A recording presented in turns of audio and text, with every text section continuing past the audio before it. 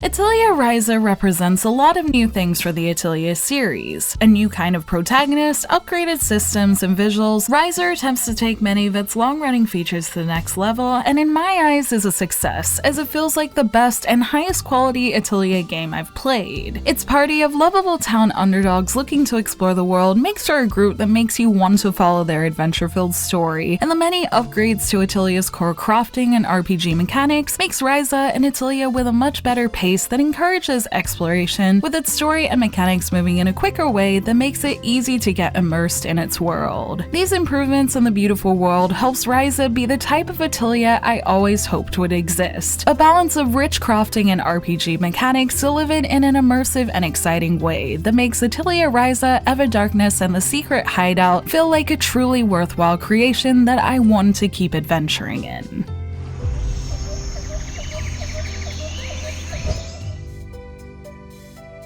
Atelier Ryza's story begins on Kukin Island, where protagonist Ryza and her childhood friends Lent and Tao live fairly ordinary lives. Ryza is the daughter of a wheat farmer, and her ambitions go far beyond that life and the rules the island citizens abide by, and with her and her friends also regularly fighting with the son of a family who is in charge of the village's water, she's pushed to devise a plan to leave the small island, which is where the game's story begins. On their first trip away, things are going pretty well as they're able to beat their first few monsters and run into the traveling Claudia. But when a bigger foe comes, reality kicks in, as they're very much almost defeated. Luckily though, they're saved by the mysterious alchemist Empel and warrior Leela, and while their pride is a little bruised, Empel saves Ryza with the power of alchemy that she becomes instantly curious about, which gives her a reason to keep moving forward. So the new motivation for meeting Empel sparks the start of a fun journey of exploring the island and learning about alchemy, with all the characters growing and changing in various ways throughout the story. Atelier's stories always have depth, but the feeling of realism in Atelier Ryza is part of what makes me like this particular one so much. Not everyone in the town loves Ryza and her group, and this is something that's faced throughout the journey, so while often Atelier protagonists are loved by everyone but still have great self-motivation, I kinda liked how Ryza had this feeling of trying to prove yourself that made it easy to want to push on and play to help the characters be the best they can be. Ryza is a great protagonist for this reason. She doesn't have a perfect home life, being uninterested in her family's farm, and the rest of the cast have issues that make their coming together as an interesting group feel good, as a group of people just trying to find their place in the world. And this feeling of realism makes the story easy to relate to, and really had me celebrating the triumphs when they happen, because I just wanted things to get better for these characters. And with a 38-hour main campaign, the story does a good job at developing all the characters in the story too. The story's promise of being about a girl and her friends on the verge of adulthood discovering what is important to them rings true after having finished it, and watching each character change and grow in some way made playing through the journey feel worthwhile. The variety of characters and the way their stories intertwine throughout the story make it interesting as well, and I like how the characters have all their own different goals and skills, but still make their own unique group that is a joy to follow. It really is a coming-of-age story for these characters discovering their place in the world, and the better storytelling pace and smoother gameplay meant no time is wasted getting through it, and with a mix of emotional and fun moments along the way the story constantly kept moving made it easy to enjoy it.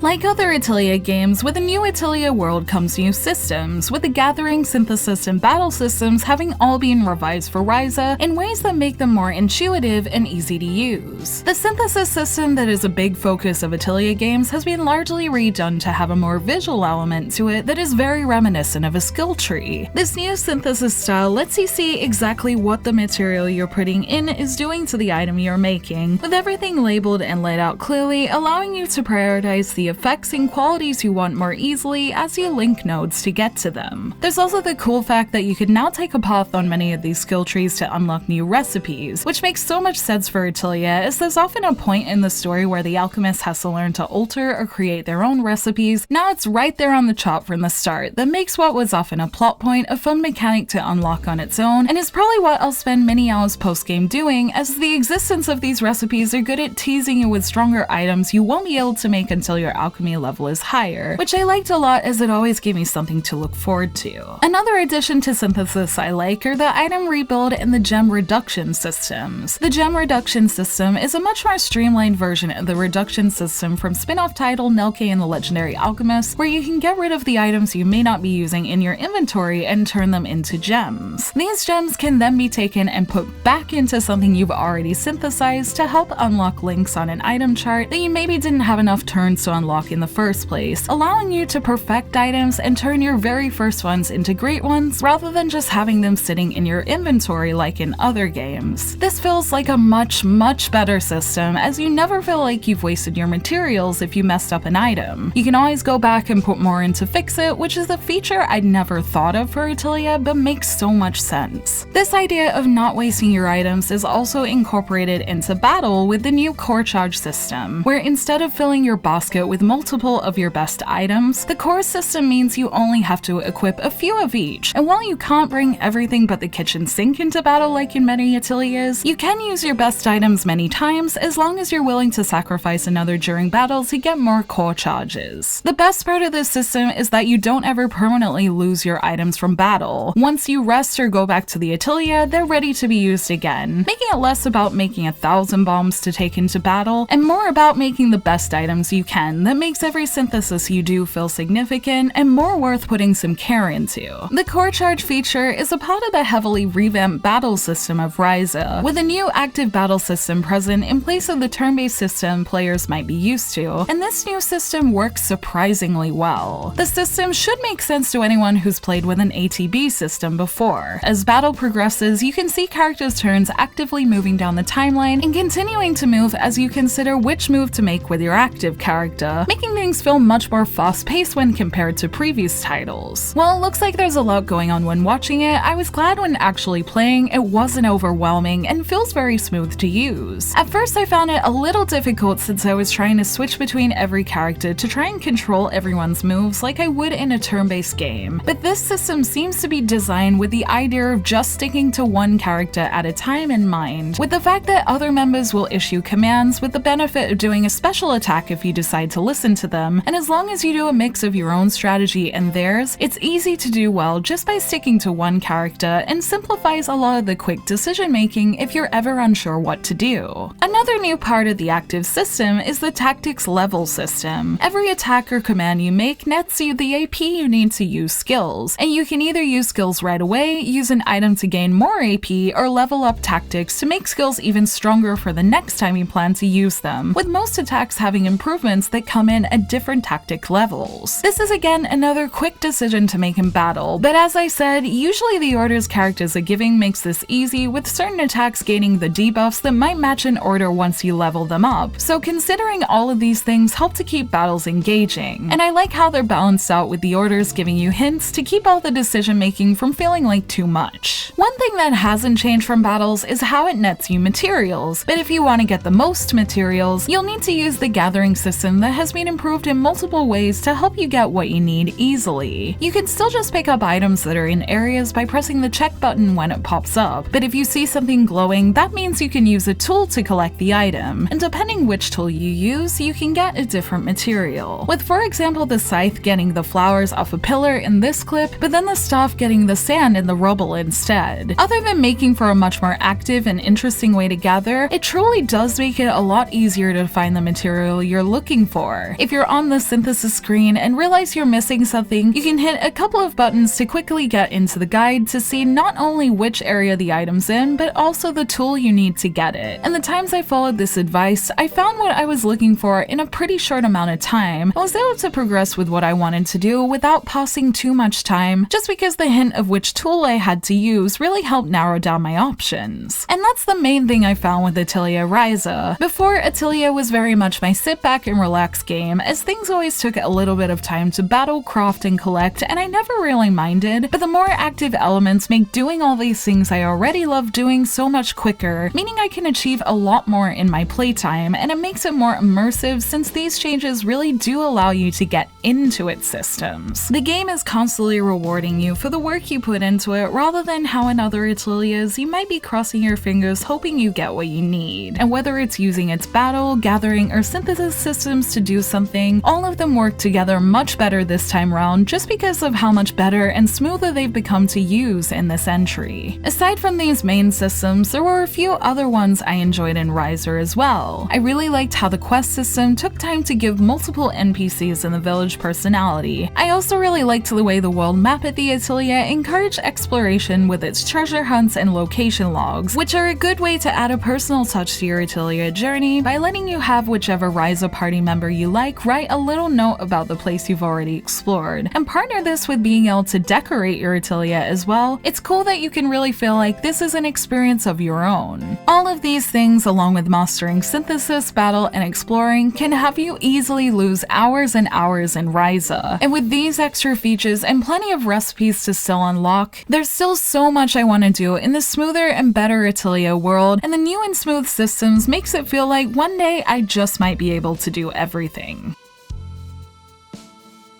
The core systems of Atelier have obviously had their changes in Ryza, but an obvious change I see when comparing the visuals of Atelier Ryza to previous title Atelier Lulua are the visuals. When it came to the making of Atelier Ryza, a thing developers Gus said they were paying a lot of attention to this time was light and shade, and it really brings the visuals of Atelier Ryza to life. Areas like Maple Delta or the Pixie Forest take full advantage of this, with the big trees having deep shade when you're under them, which is contrasted when you run out into the bright and beautiful sunlight. And the beauty goes beyond just the daytime, with the night sky being splattered with so many stars that it constantly looks stunning in a way I haven't experienced in other Atelier games. Atelier games are always pretty, but Ryza really brings it to a whole new level, with every environment and every time of day having something that makes it beautiful, whether it's the charm of the places themselves or just how the light illuminates their beauty. And while these places may not be the biggest places to run around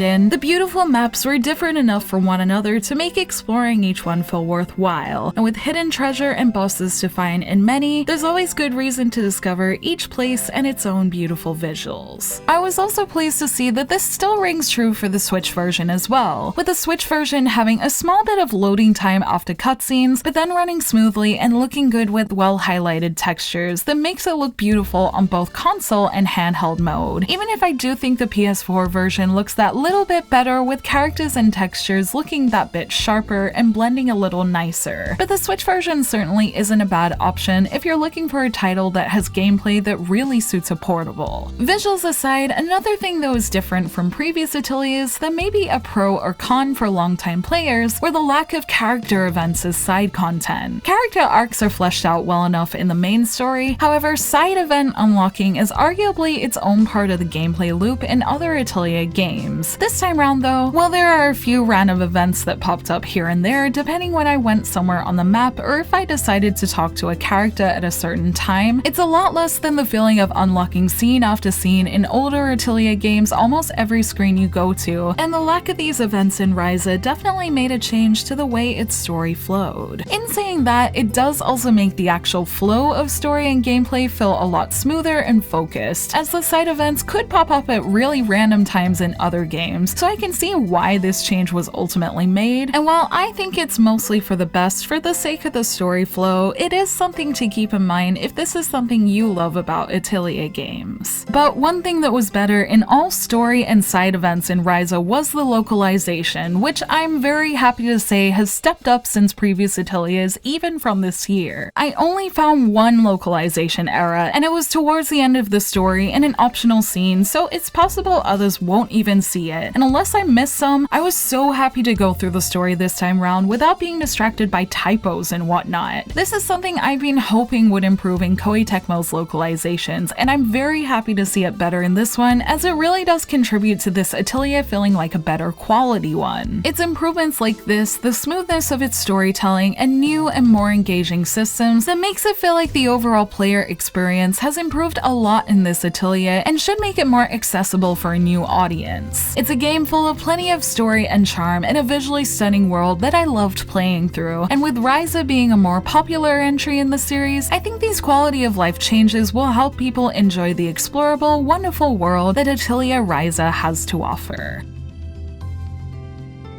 As what was one of my most anticipated games for this year ever since it was announced, I'm so glad that Atelier Ryza's changes helped to deliver an experience that combines the enjoyable nature of creating and playing in its world with better pacing and systems that make it the most immersive Atelier yet. Its improvements in its systems make for an addictive gameplay loop that rewards you much more for your efforts, and in a stunning world complete with beautiful music and visuals, its pretty environments make me want to dive in and see everything it has to offer, and I know I'll be coming back to experience more of it soon to do just that. If this more polished Atelier feeling keeps going in the series moving forward, I think this higher quality standard would be a great thing to keep going throughout the series, and whether you're in this Atelier game for the adorable Ryza, the synthesis, the RPG mechanics, or the beautiful and inviting world, Atelier Ryza delivers them all in a much smoother way that makes it well worth experiencing for anyone interested in discovering this wonderful world.